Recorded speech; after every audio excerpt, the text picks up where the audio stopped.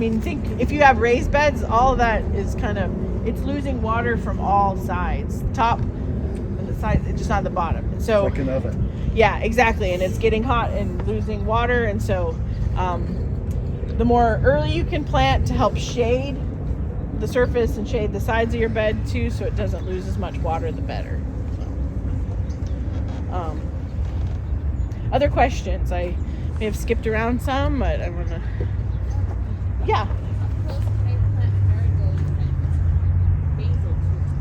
Yeah, so I usually, you want to, you start with it like this, but you want to go out at least like 10 inches from the base. The question was, how close can you plant marigolds? Yeah, your companion plants, how close? So you want to give at least 10-inch circle around your tomato from those smaller companion plants.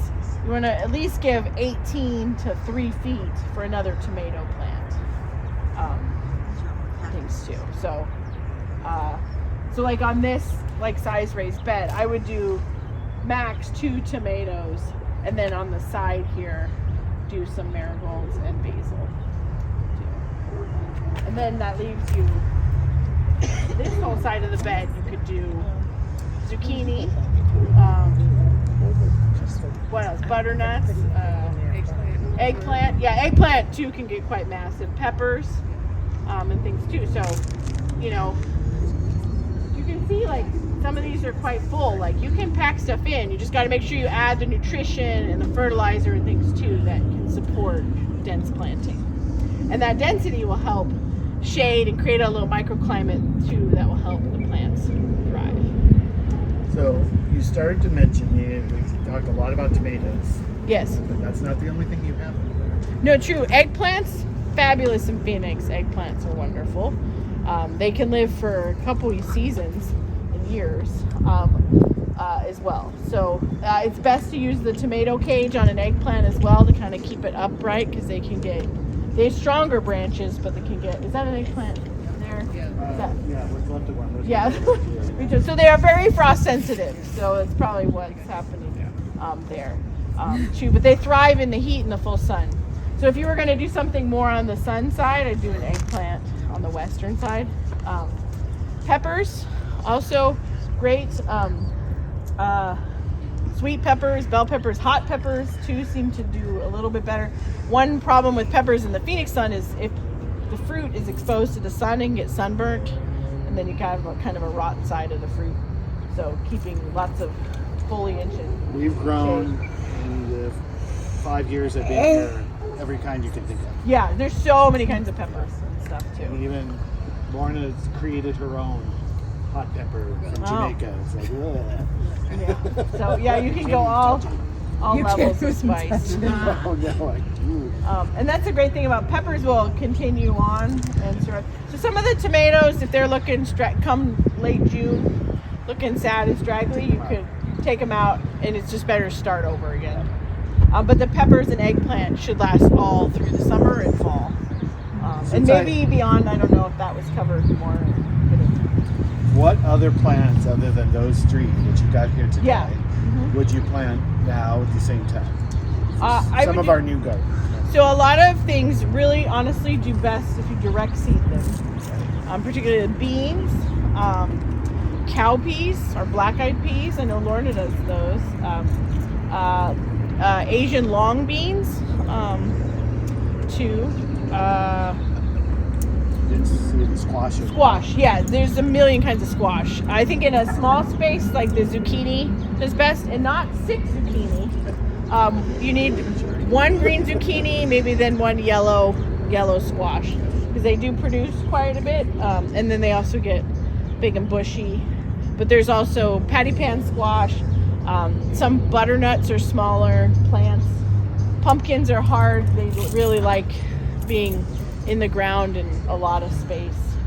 We had pumpkins popped out of our compost. Oh yeah, okay. Along the channel over there one time, so we had pumpkins growing in the channel. Yeah, that could work well. They came out. They get good. Yeah, so they like a lot of space. But the smaller, what are known as summer squashes, are the types where you eat the seeds and the skin. Those do really well in this space. Melons and watermelons, okra. I usually wait until like later. I try to focus on the tomatoes and peppers and cucumbers, like it a little early. Later you can do Armenian cucumbers, which do great, and those you could set up something and create like a shade system because they're vining and very lush.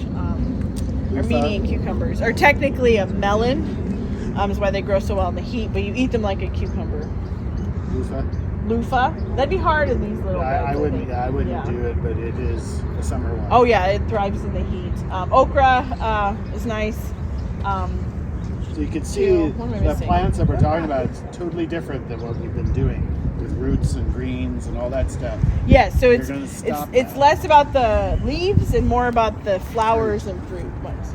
I'm sorry, you said. What about the acorn? Acorn squash? Yeah.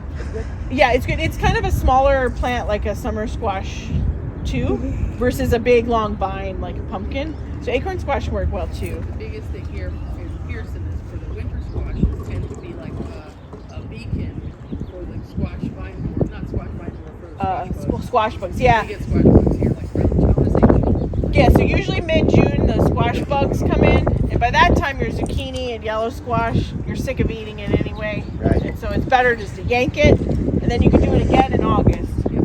But anyone who has any squash still growing in late June, July, it'll just the squash bug population. And squash bugs like feed on the leaves and they suck and just kind of like damage the leaves, and they breed like crazy.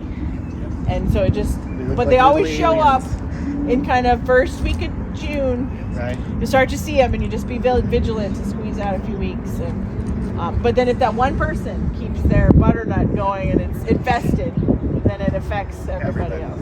So I like the summer squash are usually faster maturing. Acorn, butternut, those are a little longer season before you get the fruit. So okay. Well, it's just being vigilant, and if you already planted, like you're getting and growing and stuff. Acorn is a little bit faster than, I'm trying to think of some of those other big winter squashes that people like to do, and those usually are big vining plants and almost too big. Yeah. Okay. I mean, there's other like more unusual things. You can grow your own sesame as a summer heat-loving plant. We've done that. Amaranth is a green, callaloo. Yeah, callaloo. Yeah. Amaranth has a beautiful red flower on red. the top. Mm-hmm. Flower-wise, zinnias, yes. Sunflowers. What else am I missing? There's a lot of. In the summertime, those are the two that What you go about for. the straw flowers? When do you plant those? Usually people plant them earlier so that they're blooming in like March, April. So, Like but they do okay in the heat a little bit. Straw flowers or everlasting flowers. What'd you say? I was saying cosmos. Cosmos? Yes, cosmos are beautiful. Yeah, love cosmos. Marigolds. But don't forget about those plants too. Not only are flowers beautiful, but they help attract good bugs. They can create that shade and microclimate. We got our bees over there, and we want to give them something to do. Yeah. I will give one caution about many sunflower varieties. Put out chemicals in their roots that prevent other plants from thriving.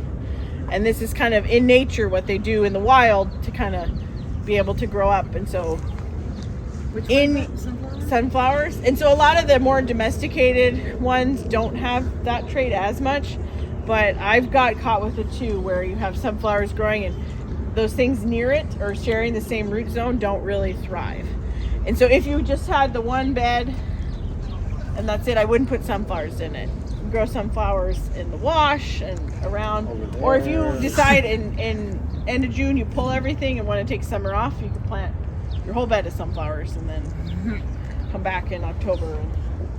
But I wouldn't do like a sunflower right in the middle, and then you have your tomatoes especially. Don't like sunflowers too close. So Anything else you got? Can you talk about pruning again? Yeah, so in the summer I prune less just because that foliage helps shade and protect the fruits.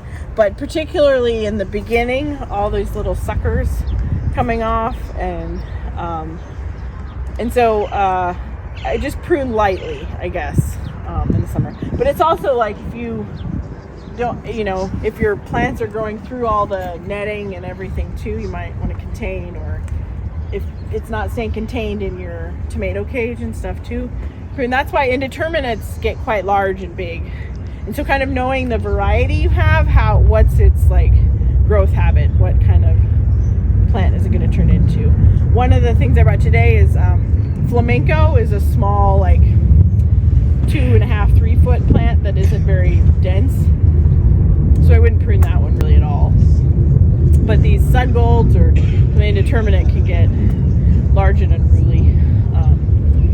So I'd prune more of those suckers. So the idea with the sucker is, well, one, you can get another plant that you can plant somewhere else, but it also just takes away from the main stem from growing and thriving and producing a lot. But they do produce flowers and ultimately fruit too. So, which leads me to, thank you for the segue, sure. to all of these plants that are over here. I asked, when did we talk? December, yeah. November. Mm-hmm. I said, okay, I'm going to order. What did we end up with? You have 40 tomato plants, 10 peppers, and 10 eggplants. So that's enough for the gardeners here. That's what I was thinking Yeah. at the time. So you're free to take one. Yeah. And the Pierson is paying for it, so don't worry about that. But these are ones that Melissa has grown. I grew at my house, and I started gardening. When I grew for Native Health, we start hundreds of tomatoes and peppers and other things, and I missed it. So I started growing at home, and I do plant sales, and then work with Terry and then Lillian out front. They're giving away plants too. So they're over there for you to use and to take. Please do. Mm-hmm. Let's see. Our next class, well, like I said, next Saturday is the Melrose Festival. So I won't be here, but all these plants will be down there to be sold, and some of our seeds. Yeah. The 11th will be the next class, which will be about irrigation. Is that March? We can always use help. When's second Saturday? The 11th, right? Yeah, the second Saturday is the 11th. We combined the two that month. And so Michaela, stand up.